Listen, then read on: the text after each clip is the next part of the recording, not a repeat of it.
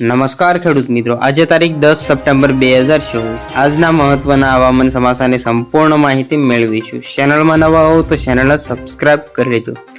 હવામાન વિભાગના જણાવ્યા મુજબ ગુજરાતમાં આગામી કેટલાક દિવસો દરમિયાન લો પ્રેશરના લીધે રાજ્યના કેટલાક વિસ્તારોમાં વરસાદ આવી શકે છે। બંગાળની ખાડીમાં લો પ્રેશર બનવાનું શરૂ થઈ ગયું છે, જે વરસાદી સિસ્ટમ આગામી સમયમાં મધ્યપ્રદેશ ઉપર આવશે ત્યાં સુધીમાં ડિપ્રેશન બની જશે। આ સિસ્ટમ ગુજરાત તરફ આવશે તો તેના કારણે 13 થી 15મી સપ્ટેમ્બર વચ્ચે ગુજરાતમાં વરસાદ લાવી શકે છે।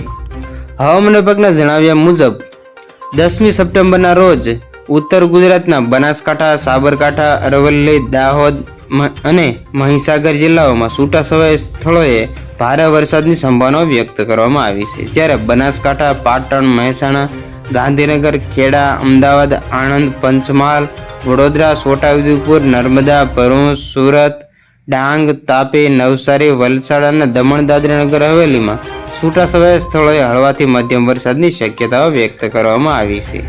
તો બસ આજની તે આટલી જ અપડેટ, ફરી મળીશું નવી અપડેટ સાથે। ત્યાં સુધી બન્યા રહેજો ખેડૂત ખબર યુટ્યુબ ચેનલમાં।